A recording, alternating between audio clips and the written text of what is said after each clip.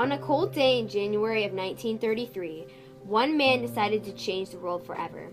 He had a hatred for Jews, for he believed that they were the cause of Germany's World War I defeat. He started to devise a plan for killing all of Europe's 11 million Jews.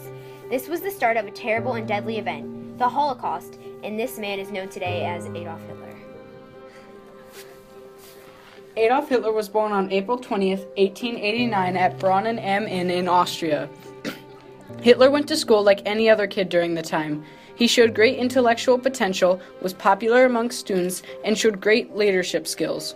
But when it was time to go on to secondary schools, he dropped out of education because the competition was too great. When Hitler moved to Vienna and got rejected by 2 academies, he started to gain interest in politics instead. Hitler joined the German army and was injured and sent home. While he was in the hospital, Germany surrendered and Hitler became very depressed. Hitler then joined the German Workers' Party and began to give speeches. The party began to gain followers and members due to Hitler's speeches. By 1923, the party had 56,000 members, and Hitler renamed it to the National Socialist German Workers' Party, or Nazi Party. When Hitler lost the presidential election to Hindenburg, he convinced him to let him be Chancellor of Germany because of his 6.5 million followers. Due to the Great Depression and Hitler becoming Chancellor, the Nazi Party gained millions more followers and members. In 1934, Hitler killed Hindenburg to secure his power over Germany. Hitler then starts to blame Jews for many unlucky things that happened to Germany over time and during World War I. Hitler sets up concentration camps to kill the Jews that he thinks have plagued the land. This is the start of the Holocaust. As time goes on, Germany and the Nazis grow stronger and bolder. In 1959, Hitler made an alliance with Russia and Italy. During 1940, Hitler took over 4 other countries in Europe, starting the World War. In 1943, Germany tried to break an alliance and take over Russia. This was a huge mistake. In 1944, Hitler and his forces retreated from Russian territory. In 1944, there was a failed assassination attempt on Hitler. But in 1945, Hitler marries his long-term girlfriend, and then immediately after, they killed themselves. So, what was it like to be a Jew? Jews, they along with many other kinds of people, were killed and removed from German society due to the words of one man. Anyone who wasn't a normal, true, pure German was discriminated. It really just began with racial slurs, people speaking against the Jews, but it soon escalated. Jews lost their jobs for no reason. They no longer had any real rights as a German citizen. Then their rations were decreased, causing Jews to have a lot less food at the table. Starvation soon struck the poor Jews, but their troubles don't end there. Their businesses began being attacked. Messages were written across windows and doors, but that wasn't enough. The stores were destroyed and looted of any things the Germans could carry or use. The property was then given to other Germans. Now, the Jews were left without or very little pay. Finally, they didn't have enough money to keep up with the barest of essentials, but it still gets worse. The Germans began attacking the Jews and killing them. They began being rounded up to be killed in groups not long after. Some managed to escape and hide, but it would be unlikely for them to successfully hide for long. If they hid in German homes and were caught, the family who owned the land would be heavily punished. One punishment was death. The family was also discriminated as well and sometimes even put in jail. Many Jews were put in cut sections of cities. They were taken from their homes and reported immediately. But what were these places like? In 1933, a little after the Holocaust began, ghettos were created. They lasted while the Nazis decided how to put the final solution, plan to kill all Jews, into action. Ghettos were horrible places where many met an untimely death and were separated from family members and friends. It can be hard to even imagine the struggles many Jews went through while stuck in these horrible places.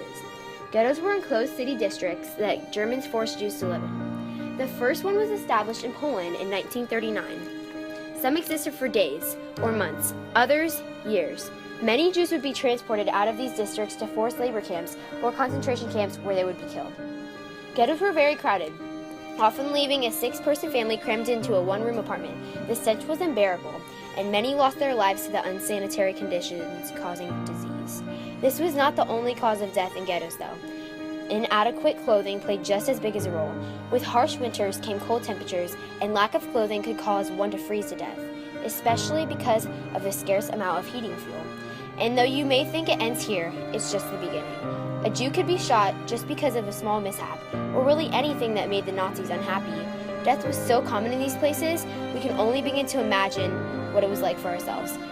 Many were also starved to death, a result of the small amounts of potatoes, soup, and bread the Jews received. Many would risk their lives trying to steal more food, while others tried to spread their small portions out until they received their next ration. With illness spreading rapidly, freezing temperatures, and little food, it was all the Jews could do to maintain hope and try to stay alive. Oftentimes today, we think because of the harsh conditions in ghettos, children stop playing with toys. We couldn't be more wrong. Many would make entertainment for themselves out of what little scraps of cloth and wood they could find, some even making playing cards out of the tops of used cigarette boxes. And many brought toys of their own into the ghetto. These toys gave small children something to do, a way to take their minds off the place they were in, a way to escape the lives they never wanted to live. Thanks to these toys, children were able to bear the unbearable conditions they lived in. It's amazing how even in these miserable conditions, Jews were still able to maintain hope and survive, and it makes our struggles today look like nothing. So appreciate what you have, because you don't have to have anything, and that was how it was in concentration camps. Between 1933 and 1945, there was lots of discrimination. Jews, the main target of the Holocaust, were blamed for the loss of World War I and were sent to concentration camps. Many Jews were put on a train and were sent to these concentration camps with little or nothing. They were now prisoners of the camps. The camps were made to kill the Jews. The camp's families were separated. Everyone was given a number and a colored triangle. The triangles were put on each person's jacket so that the guards and officers could identify each person and their background. There were red ones for political prisoners, such as communists, socialists, and trade unions. Common criminals wore green triangles. The black triangle represented Roma, gypsies, other that Germans considered as socials or shiftless, homosexuals, and Jehovah's Witnesses wore pink triangles. The camps they were put in had overcrowded barracks. They were very tight and made from bad wood. They slept in bunk beds that were tightly packed. There was barbed wire surrounding the barracks. The camp had very harsh living conditions. The prisoners died. They died of maltreatment, disease, overworking, dehydration, untreated disease, intense heat, or intense freezing conditions. They were killed if they didn't work fast enough. Many were just sent to gas chambers. Lots also died after being used for medical experiments. Some were sent in a box cart to other places, and many died before even reaching the destination, because of no food or water for too long of a period of time. The conditions were very inhuman and very brutal. There were many different types of camps. There was a difference between concentration camps and extermination camps. They had different purposes and functions. There were forced labor camps, reformatory camps, work camps, POW camps, transit camps, police camps, women camps, and ghetto camps. One of the main concentration camps was Auschwitz. What was it like there? In May of 1940, Auschwitz concentration camp opened its doors. World War II had just begun. Located in Poland, the camp was first set up as a labor camp for German criminals and Polish prisoners from war.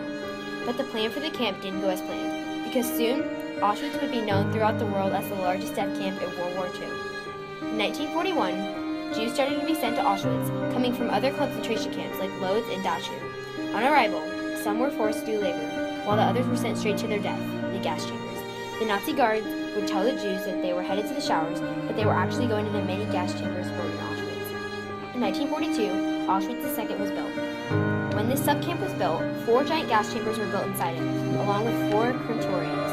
Crematoriums were built to burn all of the dead Jews' bodies after they were killed in gas chambers. About 2,000 Jews could be killed at a time in these gas chambers, and after every person that had died, they were sent straight to the crematoria so their dead bodies could be burned. Auschwitz may have had harsh conditions, but at least they had a hospital. The only bad part about the hospital was that the Nazis would kill Jews in these hospitals, injecting their hearts with chemicals and performing other terrible medical experiments. Jews would be sent to the hospital, when they weak or sick, thinking they were getting treatment, when they were actually getting killed.